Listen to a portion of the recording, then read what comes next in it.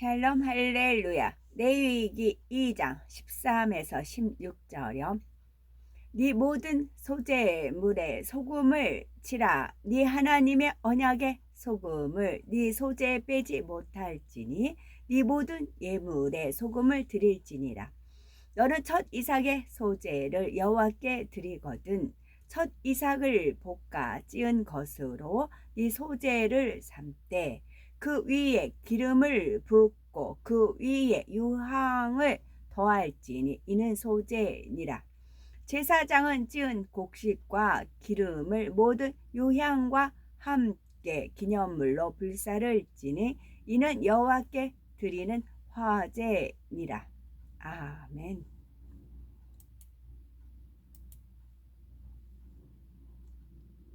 구약 제사법 중에 소제에 대한 말씀입니다. 하나님께서 기뻐 받으시는 예물은 어떤 것인지에 대해서 살펴봅니다. 레위기에 나오는 제사법은 구약 시대의 이스라엘 백성에게만 해당되는 말씀이 아니라 오늘날 우리의 신앙 생활 가운데서도 영적으로 온전히 적용되어야 하는 말씀입니다. 구약의 제사법 중에 하나인 번제는 오늘날 하나님 앞에 나와 신령과 진정으로 드리는 주일 예배와 같기 때문입니다. 이스라엘 백성들이 번제를 통해 하나님과 교통하며 그 길을 인도받고 축복받은 것처럼 오늘날은 주일을 온전히 지키며 예배드리고 계명을 지킴으로 하나님의 보호와 축복 속에 살아갈 수 있습니다.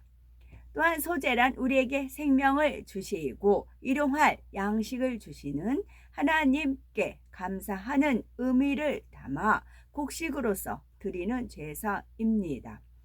오늘날 우리가 주일에 하나님 앞에 나올 때 한 주간 지켜주신 하나님께 감사의 예물을 드리는 것과 같습니다. 이러한 소제를 드림으로 번제가 온전케 되는 것이고 생명을 주신 하나님께 나와 예배하며 감사하고 찬송할 때 행함과 진실함으로 또는 물질로 헌신하여 드림으로 또한 행함과 진실함으로 또한 물질로 헌신하여 드림으로 온전한 주일 성수가 되는 것입니다. 곡식으로 소제를 드릴 때는 고운 가루로 갈아서 드리며 기름과 유향을 넣어 향기로운 제물이 되게 하되 누룩과 꿀은 넣어서 가루의 순수함을 변질시켜서는 안 된다 했습니다. 누룩과 꿀을 넣어서 가루의 순수함을 변질시켜서는 안 된다 했습니다. 레위기 2장 13절을 보면 네 모든 소제물에 소금을 치라. 네 하나님의 언약의 소금을 네 소제에 빼지 못할지니 네 모든 예물에 소금을 드릴지니라 하셨습니다. 우리가 소제 곧 감사 예물을 드릴 때에는 반드시 소금을 져야 하는데 이에 대한 영적인 의미는 무엇일까요? 첫째는 화평 가운데 예물을 드려야 합니다. 두 번째는 하나님의 변함없는 언약에 의지하여 온전한 믿음으로 드려야 합니다. 첫째, 화평 가운데 예물을 드려야 합니다. 소금은 음식에 녹아 들어가 음식의 간을 맞춰주지요. 우리가 먹는 음식들에 소금을 전혀 넣지 않는다면 맛있게 먹을 수 있는 음식이 별로 없을 것입니다. 이처럼 소금으로 음식의 간을 맞춘다는 것은 영적으로 화평하게 한다는 의미를 갖고 있습니다. 소금이 음식의 간을 맞추기 위해서는 자신이 녹아져야 하듯이 화평케 하는 소금의 기능을 감당하기 위해서는 자기가 죽어지는 희생이 있어야 하는 것이지요. 그래서 소제물에 소금을 칠하는 것은 먼저 우리가 자신을 희생하여 화평을 이루는 가운데 하나님께 예물을 드리라는 말씀입니다. 그러기 위해서는 첫째로 하나님과 화평한 상태에서 드려야 합니다. 예를 들어 하나님께서 가증히 여기시는 죄악을 짐짓 범하고 있는 사람이 이것을 회개하지는 않고 하나님께 예물을 드린다면 이미 하나님과의 화평이 깨어져 있기 때문에 하나님께서 그 예물을 기쁨으로 받으실 수가 없습니다. 그래서 시편 66편 18절에 보면 내가 내 마음에 죄악을 품으면 주께서 듣지 아니하시리라 말씀했지요. 기도할 때뿐만이 아니라 예물을 드릴 때도 먼저 제 가운데서 떠남으로 하나님과 화목한 후에 예물을 드려야 그 예물을 기뻐 받으실 수가 있는 것입니다. 이제 하나님과 화평을 이루기 위해서는 자기 자신이 죽어지는 희생이 있어야 하지요. 먼저 예수 그리스도를 주로 영접하고 제 가운데 살던 옛사람을 벗어버려야 합니다. 세상에서 범하던 죄악이 끊기 어려운 세상 정욕과 옛사람의 구습도 피 흘리기까지 싸워서 벗어버려야 하지요. 사도 바울이 나는 날마다 죽노라 한 것처럼 날마다 자신을 부인하고 죽어지는 노력이 있을 때 하나님과 화평을 이루게 되는 것이며 그런 속에서 드려지는 예물이라야 하나님께서도 기뻐 연락하시는 것입니다. 둘째로 믿음의 형제와 서로 화평을 이루어야 합니다. 마태복음 5장 23에서 24절을 보면 그러므로 예물을 제단에 드리다가 거기서 네 형제에게 원망 들을 만한 일이 있는 줄 생각나거든 예물을 제단 앞에 두고 먼저 가서 형제와 화목하고 그 후에 와서 예물을 드리라 말씀했습니다. 형제에게 악을 행하여 상대에게 고통을 주고 있으면서 하나님 감사합니다 하고 예물을 드린다면 하나님께서 그 예물을 기뻐 받으시기는 어려운 것이지요. 예를 들어 어떤 분들은 형제에게 자기 유익을 쫓아서 빚을 지거나 보증을 서게 하여 큰 짐을 지우고 그것을 갚지 않음으로 고통받게 하면서 하나님 앞에는 열심히 예물을 심습니다. 그러나 하나님께서는 믿음의 형제에 관해 결코 금전 거래를 하거나 보증을 서지 말라 하셨지요. 만약 형제에게 돈을 빌리거나 보증을 서게 하고 이를 갚지 않아서 원망을 듣게 된다면 하나님 앞에 예물을 드릴 때도 심히 민망한 일이며 진리 가운데 행치 않으면서 드리는 것이니 참된 믿음의 예물이라 하기도 어려운 것입니다. 그러니 형제에게 이런 짐을 지은 분들이 있다면 속히 하나님 앞에 회개하고 형제와의 사이에서도 행함으로 돌이켜야 하는 것입니다. 이와 반대로 자신에게 악을 행한 형제가 있다 해도 그에 대한 미움과 원망을 갖고 있는 것이 아니라 먼저는 그를 용서하여 마음의 화평을 이룰 때라야 하나님께서도 그 예물을 연락하실 수 있습니다. 꼭 물질의 문제만이 아니라 하나님의 자녀들은 어떤 이유로든지 형제와 불목하여 서로 시비와 원망이 있거나 상처를 주며 걸림이 되는 일은 없어야 합니다. 이처럼 하나님과 또한 형제와 화평을 이루고 자신의 마음에서도 성령이 충만함으로 행복하고 감사한 마음으로 예물을 드릴 때 이것이 바로 소금을 친 소재가 되는 것입니다. 또한 하나님의 변함없는 언약에 의지하여 온전한 믿음으로 드려야 합니다. 다음으로 소금은 언제나 그 맛을 잃지 않습니다.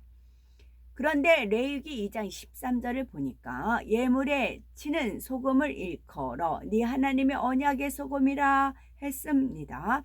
언약의 소금이란 참되신 하나님의 말씀을 의지하여 변함없는 믿음을 말하지요. 소금은 대체로 바다에서 곧 물에서 나오죠. 물은 영적으로 하나님의 말씀을 의미하는데 하나님의 말씀과 약속은 신실하며 결코 변개함이 없으십니다.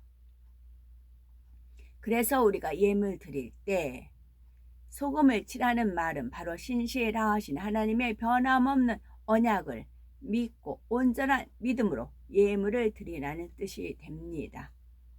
그 소금이 만들어진 곳이 염전이잖아요. 전에 한번 이렇게 지나가다 염전 보면은 바닷물인가 봐요. 가두기하죠. 바닷물에다가 계속 햇빛을 쬐이는 겁니다.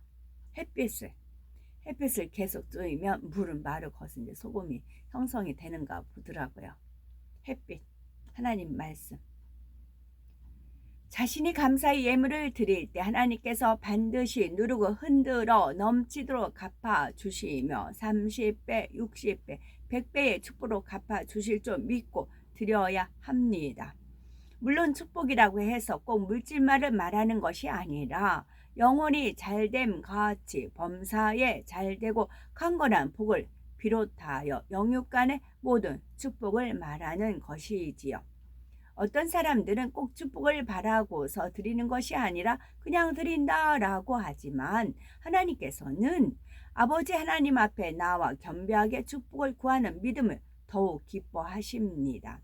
히브리서 11장에 보면 모세가 애굽의 왕자로서 귀한 자리를 버릴 때에도 상 주심을 바라고 버린 것이라 했죠. 또 히브리서 12장 2절에는 믿음의 주요 또 온전케 하시는 이인 예수를 바라보자. 저는 그 앞에 있는 즐거움을 위하여 십자가를 참으사 부끄러움을 개치 아니하시더니 하나님 보좌 우편에 앉으셨느니라 했습니다. 예수님께서 참혹한 십자가의 형벌을 당하신 것도 아버지께서 주실 영광과 인류의 구원이라는 큰 열매를 바라보심으로 모든 고난을 능히 감당하신 것입니다. 물론 상 받기를 바란다는 것과 무엇을 드렸으니 그에 대한 대가를 바라는 계산적인 마음과는 전혀 다르지요. 대가를 받지 못한다 할지라도 하나님을 사랑하기에 생명까지도 드릴 마음이지만 축복 주시기를 기뻐하시는 아버지 하나님의 마음을 헤아리며 하나님의 능력을 믿음으로 겸비하게 축복을 구할 때 하나님을 더욱 기쁘시게 하는 것입니다. 하나님께서는 각 사람이 심은 대로 거두게 하시며 구하는 자에게 주신다 약속하셨으니 우리가 그 말씀을 믿음으로 예물을 심고 또 그렇게 드린 것에 대해 하나님의 약속대로 축복받기를 구하는 믿음이 바로 하나님을 기쁘시게 하는 것입니다. 14절에 너는 첫 이삭의 소재를 여호와께 드리거든 첫 이삭을 볶아 찌은 것으로 너의 소재를 삼되 했습니다. 이 말씀은 처음 익은 것을 드리라는 12절 말씀에 이어지는 보충 설명으로서 첫 이삭을 소재로 드릴 때도 곡식 자체를 단에 올리라는 것이 아니라 말씀에 순종하여 가루로 만든 후에 올려드림으로 이것이 하나님 앞에 향기로운 냄새로 드려지는 것입니다. 레위기 2장 15에서 16절에는 그 위에 기름을 붓고 그 위에 유향을 더할지니 이는 소재니라. 제사장은 찌은 곡식 얼마와 기름의 얼마와 모든 유향을 기념물로 불사를 찌니 이는 여호와께 드리는 화제니라 했지요. 14절에서 첫 이삭을 소재로 드릴 때 고운 가루로 드려야 하는 영적인 의미는 중심에서 정성을 다해 드려야 한다는 의미라 했는데 기름과 유향은 어떤 의미일까요? 여기서 기름을 붓는 것은 진액을 다해 드리는 것, 곧 우리의 생명을 다해 드리는 것을 의미하고 유향을 더하는 것은 하나님 앞에 향기로운 중심으로 예물을 드리며 또한 예물 드리는 우리 자신이 세상에서 그리스도의 향기를 바라는 삶을 살아야 함을 의미합니다. 소재를 드릴 때 고운 가루로 드려야 한다거나 기름과 유향, 소금 등의 영적 의미를 우리는 알아서 항상 온 마음과 뜻과 정성을 다해 믿음으로 드려야 되겠죠. 레위기 말씀을 통해서 하나님의 뜻에 합당한 예배를 드리며 또한 하나님께서 흠양하시기에 향기로운 예물로 드리심으로 하나님께서 기뻐 받으시고 날마다 감사의 조건이 더 넘치도록 축복을 받는 우리가 됩시다. 아멘.